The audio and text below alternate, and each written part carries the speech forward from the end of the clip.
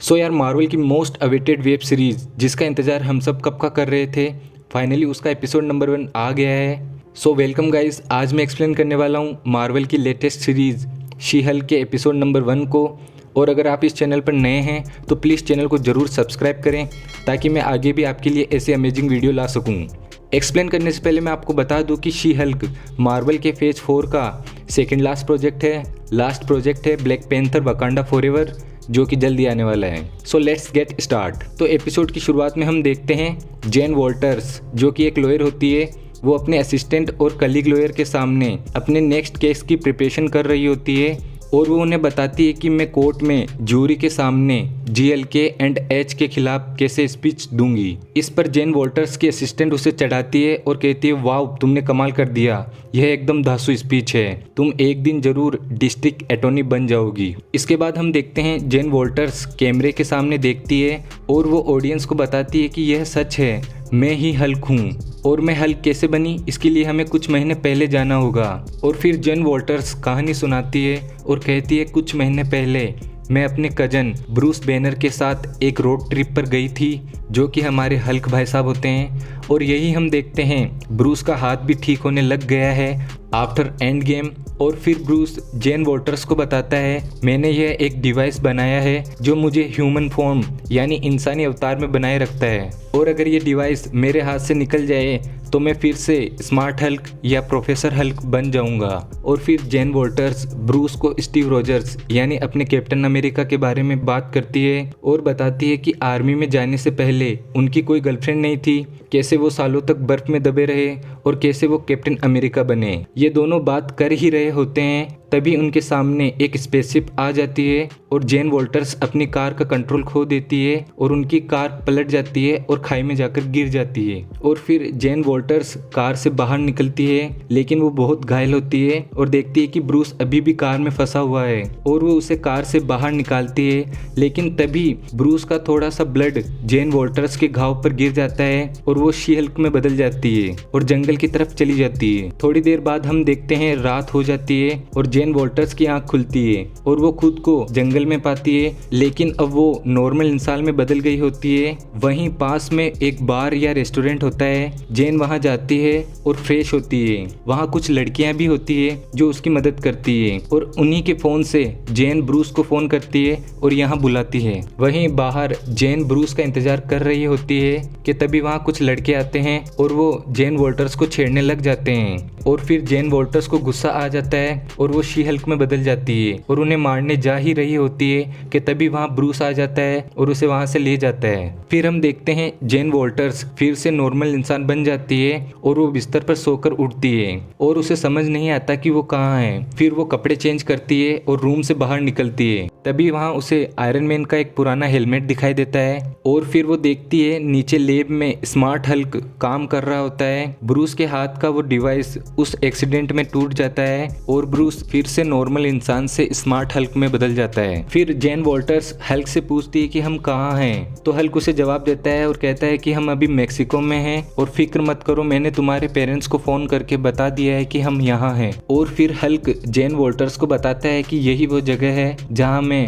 Hulk और banner को एक साथ ला पाया था जब ब्लिप के दौरान आधी दुनिया समाप्त हो गई थी। इस पर जेन वॉल्टर्स हल्क से पूछती है, इस छोटी सी लैब में, तो हल्क उसे जवाब देता है कि ये लैब टोनी स्टार्क ने बनवाई थी और मुझे गिफ्ट की थी। और फिर जेन वॉल्टर्स हल्क से पूछती है, क्या हम किसी स्पेसशिप से टकराए थे, तो हल्क उससे कहता है, हाँ हम सकार क्लास 8 कोरियन क्राफ्ट से टकराए थे, वो शायद अपना कोई मैसेज देना चाहते हैं, मुझे किसी तरह से इसकी तह तक पहुंचना होगा। और फिर हल्क जेन वॉल्टर्स से कहता है, मुझे माफ कर दो क्योंकि गलती से मेरा ब्लड तुम्हारी रगों में चला गया है और उस क्रैश के बाद तुम्हारे अंदर खतरनाक गामा रेडिएशन भी घुस चुकी है और तुम्हारे और मुझ में जेनेटिक फैक्टर्स का एक रेयर कॉम्बिनेशन है, जिसके कारण हम दोनों खतरनाक गामा रेडिएशन को एब्जॉर्ब करके कन्वर्ट कर सकते हैं। सो अब तुम भी एक हल्क हो। इस पर जेन वॉल्टर्स हल्क से कहती है कि मुझे फिर से एक नॉर्मल इंसान बना दो, लेकिन हल्क उससे कहता है कि अब यह पॉसिबल नहीं है और हमें तुम्हारे हल्क बनने की प्रक्रिया को कंटिन्यू रखना होगा। और फिर हल्क जेन वॉल्टर्स से कहता है कि अब तक तुम जिस तरह जिंदगी जीती आई हो तुम्हें उसे बदलना होगा लोगों से दूर रहना होगा और अपनी लॉयर की जॉब भी छोड़नी होगी। इस पर जेन वॉल्टर्स उससे कहती है कि मैं अपनी लॉयर की जॉब नहीं छोड़ सकती। तो हल्क उससे कहता है कि जब तुम अपने हल्क वाले रूप पर काबू करना सीख जाओगी तब तुम जा सकती हो और अपनी लॉयर की जॉब कर सकती हो। और जेन वॉल्टर उससे पूछती है इसमें कितना समय लगेगा। तो हल्क कहता है लगभग 15 साल। और फिर जेन वॉल्टर्स की ट्रेनिंग शुरू होती है और हल्क उसे एक चेंबर में भेजता है जहाँ तेज धार वाले गोल चक्र होते हैं जो उसके पास तेजी से आ रहे होते हैं। लेकिन तभी जेन वॉल्टर्स गुस्से में आकर शी हल्क बन जाती है और उन चक्रों को दूर करती है। और फिर हल्क उसके गुस्से को शांत करने की कोशिश करता है, लेकिन वो देखता है कि जेन वॉल्टर्स शी हल्क जरूर बन गई है लेकिन वो अभी भी जेन वॉल्टर्स ही है। जैसे कि स्मार्ट हल्क ब्रूस बैनर होने के साथ साथ हल्क भी है, वैसे ही जेन शी हल्क होने के साथ साथ जेनिफर वॉल्टर्स भी है। इस पर हल्क जेन वॉल्टर्स से थोड़ा सा जेलिस भी हो जाता है क्योंकि जिस चीज को कंट्रोल करने में उसे 10 साल लगे थे वो जेन वॉल्टर्स में ऑलरेडी है। और फिर हल्क जेन वॉल्टर्स से कहता है कि हम तुम्हारी ट्रेनिंग का पहला चैप्टर हटा देते हैं लेकिन अभी भी तुम्हें जेन वॉल्टर्स से शी हल्क बनने की प्रक्रिया पर कंट्रोल करना सीखना होगा। सो तुम्हारी ट्रेनिंग अभी भी बाकी है। और जेन उससे कहती है ठीक है, मुझे हल्क बनना सिखाओ। और अगले दिन हल्क जेन वॉल्टर्स को डियालेक्टिकल बिहेवियर थेरेपी और योगा के द्वारा एक शरीर में 2 पर्सनैलिटीज को कंट्रोल करना सिखाता है। और फिर हमें दिखाया जाता है कि जेन सोते समय शी हल्क से जेन वॉल्टर्स में बदल जाती है और फिर हल्क उसे एयर हॉर्न बजाकर उठाता है। तब जेन को गुस्सा आ जाता है और वो शी हल्क बन जाती है और उसका बिस्तर भी टूट जाता है। और फिर हल्क उसे बताता है कि तुम्हें स्पैनहैक्स वाले कपड़े पहनने चाहिए, तुम्हारा बिस्तर मजबूत होना चाहिए, छत की हाइट 10 फीट से लंबी होनी चाहिए। और फिर हल्क शी हल्क की फिजिकल ट्रेनिंग शुरू करता है और उसे पत्थर फेंकना, एक जगह से दूसरी जगह कूद कर जाना, बैलेंस करना सिखाता है। लेकिन शी हल्क इन सभी चीजों में हल्क से अच्छा करती है या उसके बराबर करती है। तो इस पर हल्क थोड़ा सा जेलस हो जाता है। इसके बाद हल्क शी हल्क को बताता है कि हल्क होने के नुकसान ही नहीं कुछ फायदे भी हैं, जैसे कि हम कितना भी पी लें हमें चढ़ेगी नहीं। और फिर हल्क और शी हल्क एक बार में बैठकर पीते हैं और हल्क शी हल्क को बताता है कि यह बार मैंने और टोनी स्टार्क ने मिलकर बनाया था। और अगले दिन हल्क जेन वॉल्टर्स को फिर से उस थेरेपी और योगा के द्वारा कंट्रोल करना सिखा रहा होता है। लेकिन जेन उससे कहती है कि मैं यहाँ से कब जा पाऊंगी और कब मैं अपनी लॉयर की जॉब फिर से शुरू कर पाऊंगी, मुझे अपनी जिंदगी में वापस जाना है। तो हल्क उससे कहता है कि एक सुपर हीरो को अग्नि परीक्षाओं से गुजरना ही पड़ता है। तो जेन वॉल्टर्स उससे कहती है कि मुझे सुपर हीरो नहीं बनना है, मुझे अपने काम पर वापस जाना है और अपने करियर पर फोकस करना है जिसे बनाने के लिए मैंने कई साल लगा दिए। तो हल्क उससे कहता है कि हम दुनिया के रक्षक हैं और हमें अपने जज्बातों पर काबू रखना ही होगा जिससे हम दुनिया की रक्षा कर सकें। तो जेन वॉल्टर्स हल्क को बताती है कि मैं अपने गुस्से पर काबू रख सकती हूँ। और फिर वो जेन वॉल्टर्स से शी हल्क में बदल जाती है और फिर से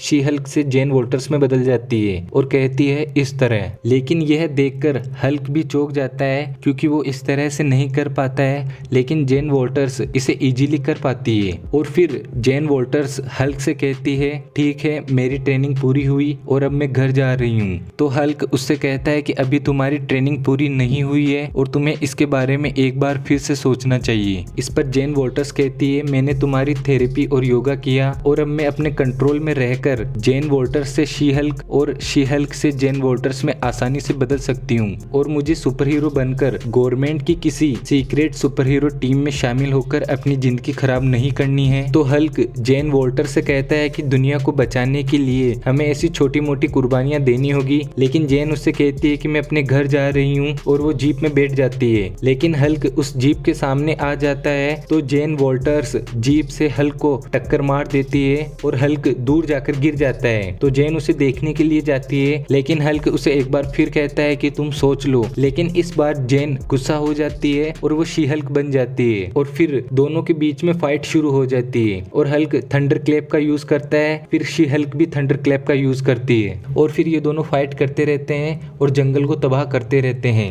लेकिन इसी फाइट के बीच हल्क और टोनी स्टार्क का वो बार टूट जाता है और फिर ये दोनों फाइट बंद कर देते हैं और हल्क शी हल्क से कहता है कि अब इस बार को रिपेयर करने में मेरी मदद करो। और फिर ये दोनों बार को रिपेयर कर रहे होते हैं। तब हल्क शी हल्क से कहता है अगर तुम चाहती हो तो तुम अपनी जिंदगी में वापस लौट सकती हो और अपनी लॉयर की जॉब फिर से शुरू कर सकती हो। इस पर शी हल्क कैमरे के सामने देखती है और कहती है और फाइनली ये बार दोबारा बना लेते हैं और आखिर में जेन वॉल्टर्स वहां से निकल जाती है और कहानी वापस प्रेजेंट डे में आ जाती है और जेन वॉल्टर्स कहती है ये थी मेरे हल्क बनने की कहानी। और फिर वो अपने केस को लड़ने के लिए जाती है। कोर्ट में केस चल रहा होता है कि तभी हम देखते हैं वहां दीवार तोड़कर आ जाती है टिटानिया। इसके बाद जेन वॉल्ट्रेस की असिस्टेंट उससे कहती है यही वक्त है शी हल्क बनने का। इसके बाद जेन वॉल्ट्रेस अपने शूज उतारती है और शी हल्क बन जाती है और एक पंच में ही टिटानिया को बेहोश कर देती है। इसके बाद पुलिस टिटानिया को कैप्चर कर लेती है और अब जेन वॉल्ट्रेस की आइडेंटिटी सबके सामने आ जाती है